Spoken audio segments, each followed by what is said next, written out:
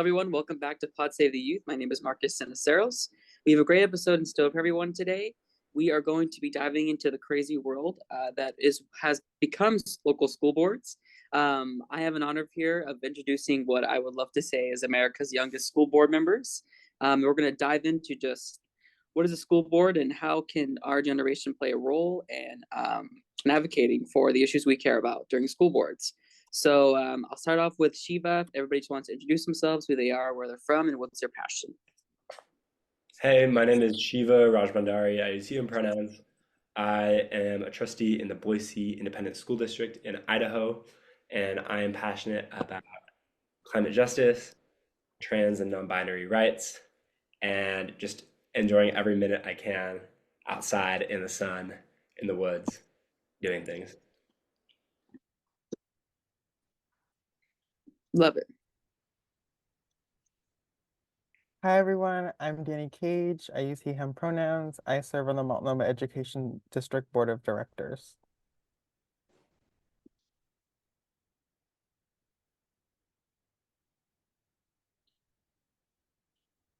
Okay, hello everyone. My name is Michael Valdez. I'm from Texas and I serve on the Edgewood Independent School District School Board.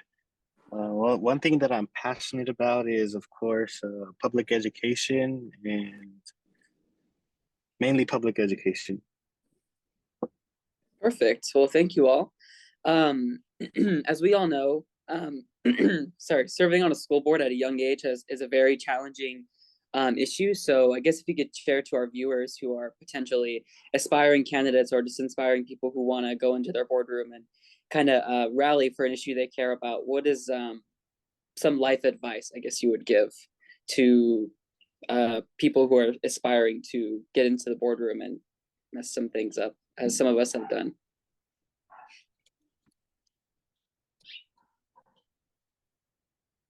I guess I can start. I would say some advice. If you're really interested in running for the school board, I would say definitely run, because you show passion for putting your name on the ballot. There's going to be challenges throughout the way, but if it's something you're really passionate about, just run, put your name on the ballot.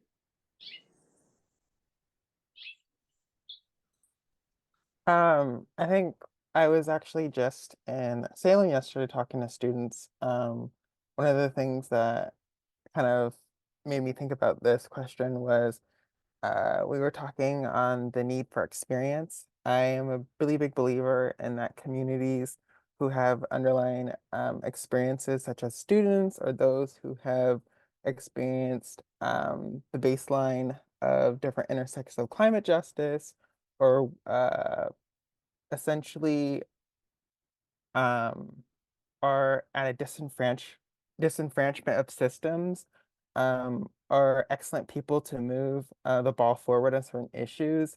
I made the example, a really great example about how, if you're a student and you use public transit, just just because you don't have a degree or something like that doesn't mean that you are an expert in yourself on how the public transit system works.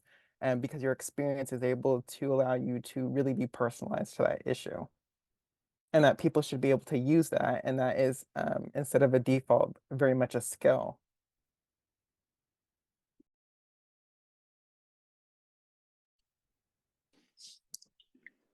Yeah, I would agree with what everyone said. I think a lot of it is just like asserting yourself and recognizing that like you have experiences that like other folks don't have. For example, if there's not a student on your school board, that experience is not represented on your board. I know in my board, like one thing for me that kind of came up was like I was like the people on our board have never used a TI-84 calculator because they attended high school before those were invented. And honestly, it's a little bit shocking to like think about like these are the folks who are making the decisions in our education. They are somewhat out of touch with like what's actually going on the ground in our schools. And when we look around the country and see like examples of far right extremism in schools, a lot of it stems from um, that kind of experience where you have parents who have heard things on Fox News about like this is what they're teaching in schools, but don't actually know the first thing about what a public school experience is and what a public school community is for students in today's America. Exactly. Agree with you all. Um, like they all said, like if you have a passion about a certain issue and you believe that a certain thing that you care about, which is obviously for us is the voice of young people and education, is not there, step up and don't be afraid to get into a boardroom because it is very intimidating. When my meeting after I won and I went into, it was very intimidating because not much people in the room were a fan of me. So use that as also motivation to stand up for what you believe in. You know, even if you don't get that support, just still stand up and truly stand up for what you believe in. But I guess next question is, I believe all of us have been on school boards for what is it, a year now? Over a year? Yeah. Oh well, Danny, you have like A half a little year. less, but I'm almost there. Okay, half a year. Um, what is, I guess, one thing that you have learned that you didn't expect to happen, and what is one thing that happened that you expected to happen? If that makes sense. One of my biggest learnings is like there's so much that makes our public school system run. There is like a whole team of administrators who have like years of experience in public education. There's parents and patrons and taxpayers and students and like interest groups. There's so many different people who have like different ideas for like what is needed in our schools, and all of them are like partially right, but I don't think anyone has it like fully right. And the reason public education is so great is because all of those interests are able to meld together and create something that like really puts our whole country forward and puts like the whole community forward in a way that if any one person was dictating policy wouldn't happen. I think one thing that I didn't expect to happen was like I didn't expect it to be so difficult to like get traction with the my fellow trustees. And I think this is one takeaway is like really, in organizing, Marshall Gans says like organizing is built on relationships, and I think policymaking is too. And so I think my big takeaway is like build those relationships soon, early, and invest in them. And it's really like not too late to do that. One thing that I did expect that would happen and did ultimately happen was like changing this perspective in our district. I've seen since my election this real renewed new focus on like the power of students in education. And I think whereas before, I think a lot of the discussions of the board and of district policymakers was to kind of patronize students or disempower students. And now I see our board consistently being like, let's go to our student advisory committee. Let's talk to our students. Let's see what the experience is. Let's let students establish the graduation attire that's mandated, right? Let's give students the opportunity to organize green clubs in their schools, and let's provide them funding to do that. And I think that is a huge shift in giving autonomy and agency to students that like is kind of a new thing in education, but I think would not have happened to the same extent if it weren't for having a student voice on the board and having to see how much a student can bring to those discussions every day in the work that we do as a board.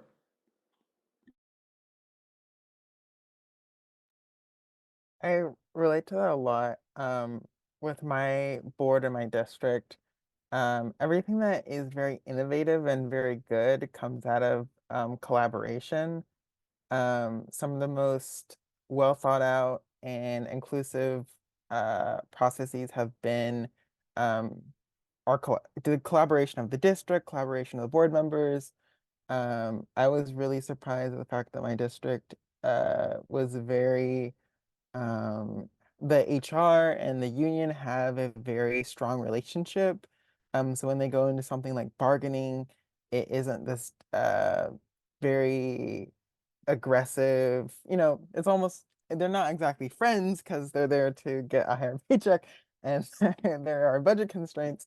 But there definitely is collaboration that makes the district better than I would say places that don't have collaboration.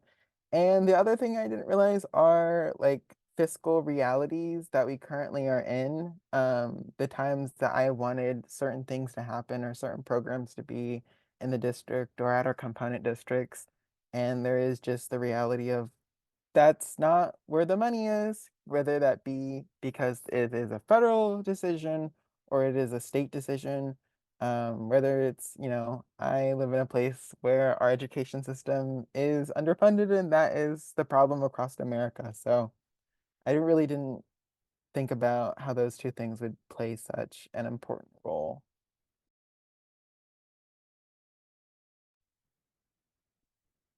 For me, one of the things that I learned when I took my seat back in 2022 is that I learned that my trustees and the superintendent and the leadership team, they were really comfortable on how they were running the school district and how they were doing their job.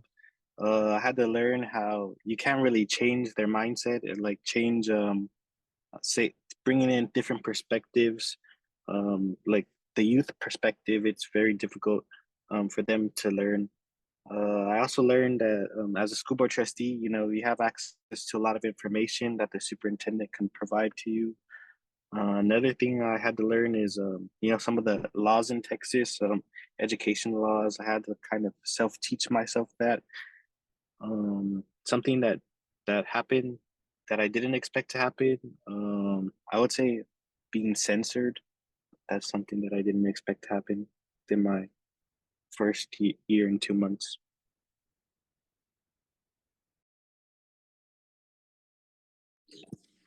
Yeah. Um, Obviously, those are all lived experiences. I know Michael had it very hard recently, so sending love and hugs. Um, I guess going forward, what is one of the most fulfilling, I guess, heartfelt moments that you've experienced on the school board since you've got elected?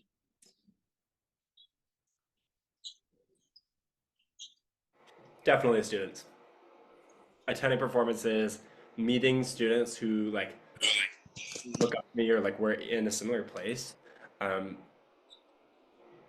just really inspiring. And then also seeing the effect of our district programs. Like what happens when we invest in mental health? What happens when we change the dress code? And getting to meet students who are directly impacted by those decisions has been just super rewarding.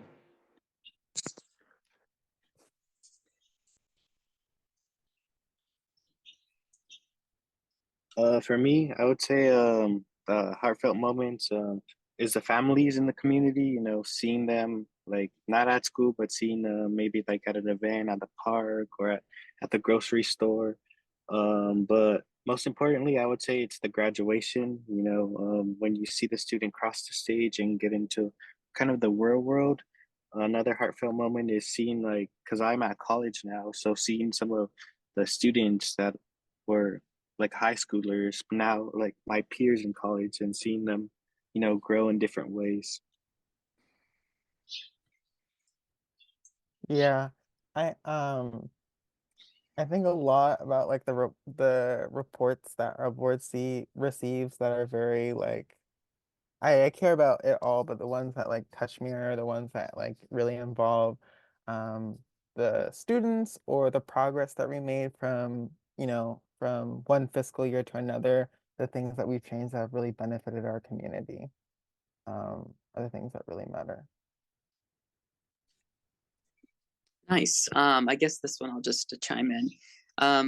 The most fulfilling moment that I've experienced so far is when you walk into the schools um, and you see teachers and students who thank you for the work that you're doing, even though when they know that you may not have the support of district administrators, but you have the support of the staff and the students and the families. That is what's more important to me. And you know, what is something that a policy issue that you all have? As we know, as young people on school boards, we often get told that we don't have a degree, we don't have any life experiences that we can bring to policy making. What is one policy that you have been so passionate about, and how? What is your advice to our generation about how it can be implemented? I think we're all Green New Deal school board members, which is awesome to see. And it's cool that like such Yep. people are, like passionate about climate justice and um, like recognize the like exigency of the crisis that we're facing right now. I think one policy that I want to like encourage school districts everywhere to pass are like clean energy commitments and long-term sustainability plans. When is your district going to completely separate from fossil fuels, both like financially and like stop using fossil fuels to power the electricity, to warm the buildings, to run the the buses and the district transportation. Um, and then writing a plan to do that. And I think people don't recognize actually how easy that is to do. There are third party contractors that will like help you write these plans, and it saves Yeah. your district millions of dollars. And so I've been really excited about the progress we've been making in Boise around that and the opportunities to engage students with like green teams, looking at like the carbon emissions of our schools and considering ways that that can be reduced by, for example, putting solar on schools or improving building efficiency, getting electric buses. And now we have students looking into certain grant opportunities. And I think it really does change a school culture when we recognize the climate crisis as not just like a recycling, composting thing, but as a systemic issue that still our whole school community can come together and solve and save a ton of money in the process. And if I just had to add on top of that as well, I think as well as creating a culture to where we allow students to be real stakeholders in their education. I think that our advisory committees are great and they're awesome, and we have amazing, communications teams that put together amazing statements that sometimes actually leave you wondering what they're actually saying. But we actually have to create students to have political and education autonomy within their education, actually allow them to be a part of the decision making. What does a stakeholder in education look like?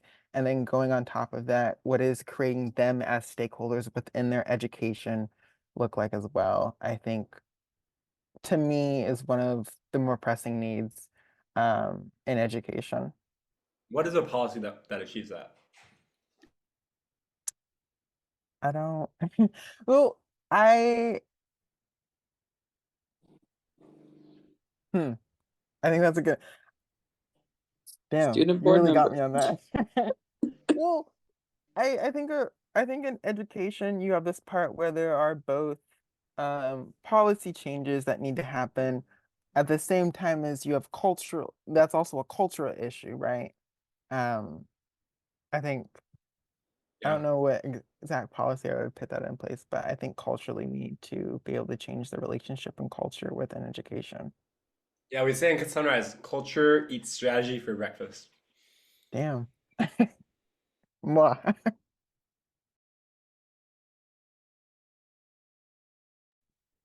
Uh, yeah, I'll touch up a little bit of Shiva's like recycling, like that's a policy that like should be really easy to like implement like first like from a school board perspective, but it's like something that like it's not really happening like at the district level. But I would say like other policies that I would like to see is like giving support to all of our students, especially those students that need additional support in their families, such as like our students with special education or behavioral issues, giving them a better education in our school system.